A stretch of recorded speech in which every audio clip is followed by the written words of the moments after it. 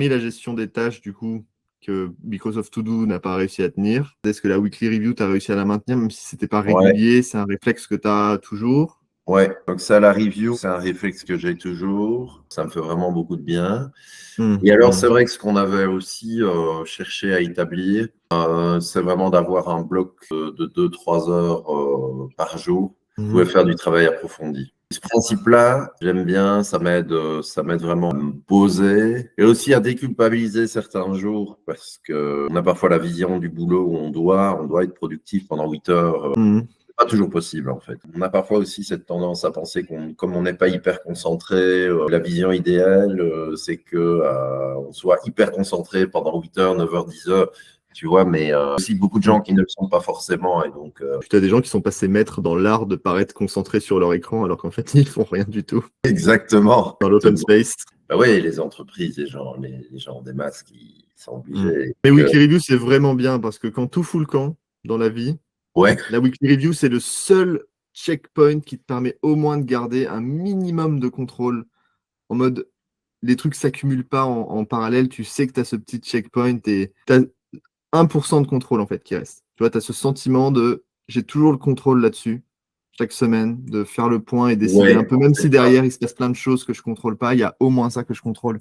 Et moi, je sais que c'est le truc, je l'ai gardé, mais vraiment toutes les semaines, ça va faire 3 ans maintenant, tu vois. Il s'en est passé des choses en 3 ans, c'était avant mon diagnostic.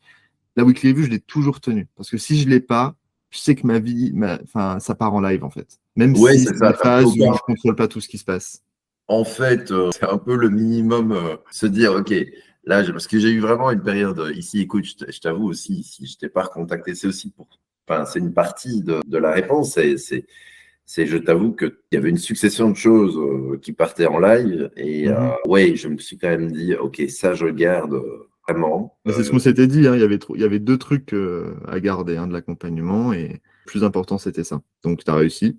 Ouais, voilà, enfin, voilà. Et puis, ouais, ouais, c'est ça. Et il y a ce côté montagne russe qui fait partie de ma vie. Donc, Ouais. je pense que là, ça se passe mieux. Et à un moment donné, j'ai une sorte de respiration à me dire, OK, peut-être que je vais partir. Peut-être pas, mais peut-être aussi.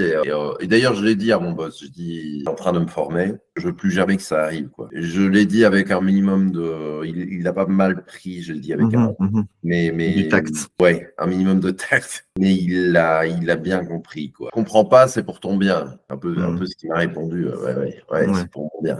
Ouais. Écoute. Mais c'est marrant, en tout cas, tu vois comment ça s'est déroulé l'accompagnement parce que on a commencé dans un moment où c'était un peu business as usual et c'était un peu compliqué. On a mis en place des choses et sur la fin de l'accompagnement, là, c'est comme si je t'avais appris à nager.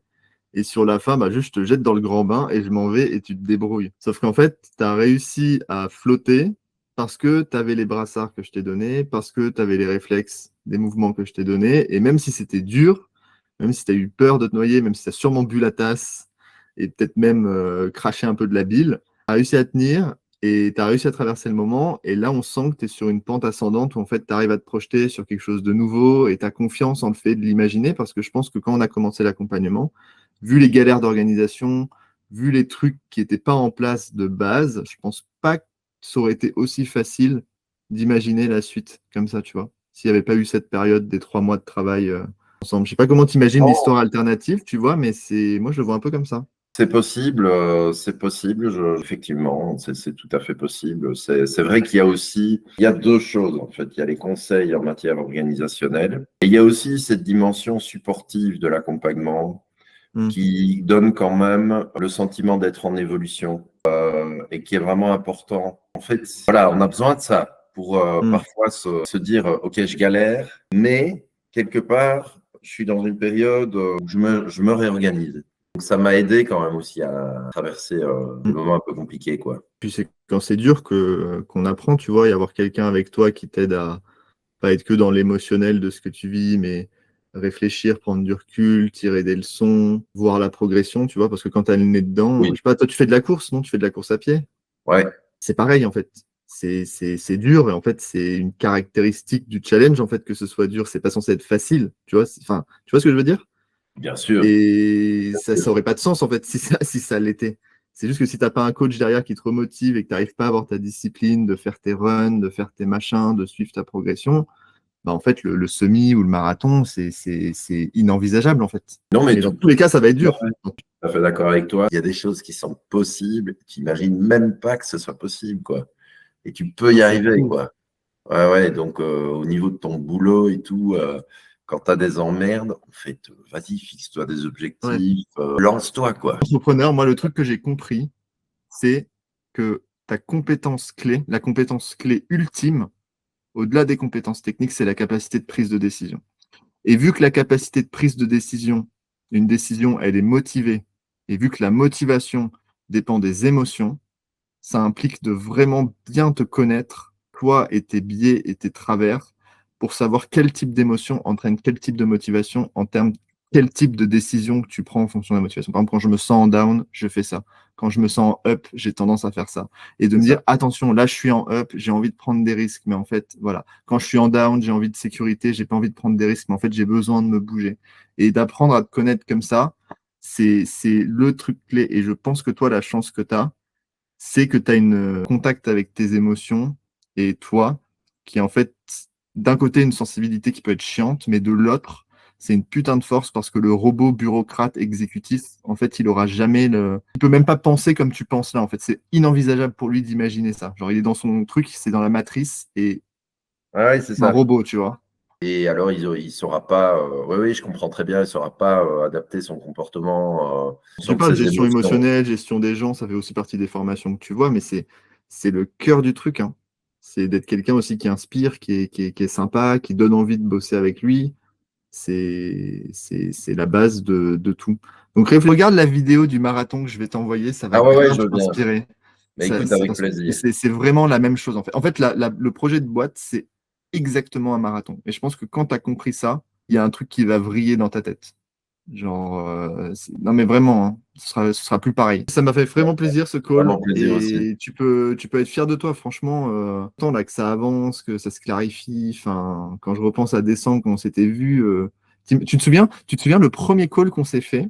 Je t'avais posé la question, je sais pas si tu te souviens de si on résout le problème de l'organisation, quelles ambitions, quelles perspectives ça te débloquerait et tu étais incapable de répondre ou de te permettre d'imaginer autre chose que gérer le merdier qu'il y avait sous tes yeux, tu vois. Ouais, c'est Tu te ça. souviens de ça? Tu Ouais, n'arrivais c'est pas à vrai. répondre à la question. Tu n'arrivais pas à te projeter. Non, c'est Genre, vrai. tu vois ce que ça te débloque quand tu as le nuage qui part et que tu dis, mais putain, en fait, on peut faire des trucs, tu vois.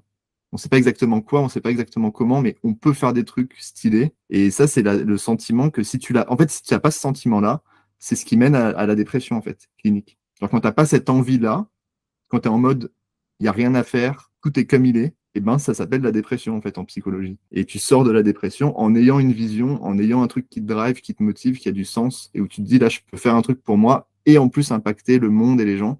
Ouais, Et tout à fait, c'est t'as trop raison. précieux, tu vois. Parce qu'une fois que tu as ça, c'est vraiment ta flamme, en fait, tu vois. Et d'ailleurs, il faut faire attention à cette flamme parce que cette flamme peut mener au burn-out aussi. Elle peut te consumer, tu vois, cette flamme-là. Il faut Bien apprendre à sûr. la gérer, mais il faut pas en avoir peur.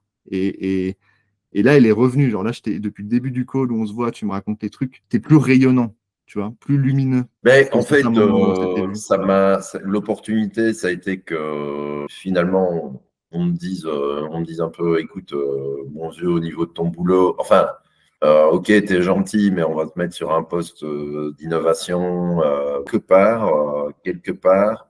Je me dis, ok, les gars, je vous aime bien, mais là, j'en ai rien à foutre.